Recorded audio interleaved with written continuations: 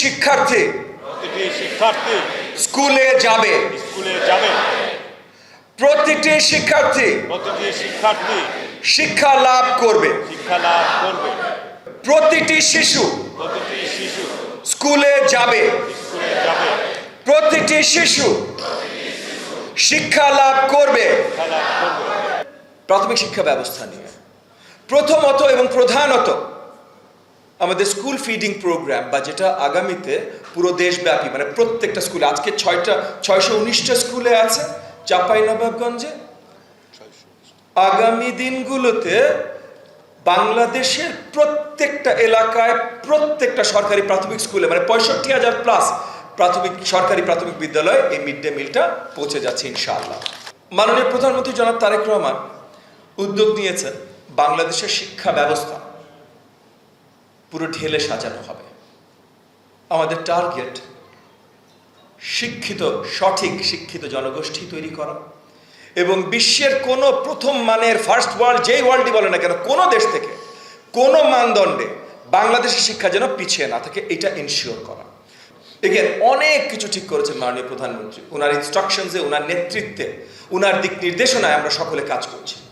কিন্তু ওনার প্রাইমারি যে দুটা গোল, মানে ওনার প্রধান গোল আমাদের প্রাথমিক শিক্ষার জন্য প্রধান গোল দুটো। একটা হলো কোনো শিশু বিদ্যালয়ের বাইরে থাকবে না, so no child out of school. আর দ্বিতীয় হলো প্রত্যেকটা শিশুকে সঠিক শিক্ষায় শিক্ষিত করতে হবে। Every child has to learn. 2-3 দিন আগে মাননীয় প্রধানমন্ত্রী পরিষ্কার করে বলেছেন যে নতুন সিস্টেমও এখন পাইলট করতে, সো আমরা খুব শীঘ্রই রান্না করা খাবারের পাইলটিংয়েও যাব ইনশাআল্লাহ।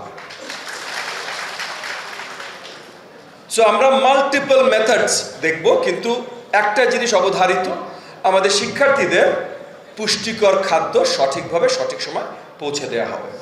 হচ্ছে স্যার, প্রথমত ওই যে নদী ভাঙন এলাকায়, এই ধরনের এলাকায় বা নদী ভাঙনের প্রবণতা আছে যে এলাকায়, সেই এলাকায় যেন মেকশিফট মানে শিফট করা যায়, এই ধরনের অবকাঠামো তৈরি হয়, সেগুলো প্রজেক্ট আমরা হাতে নিচ্ছি।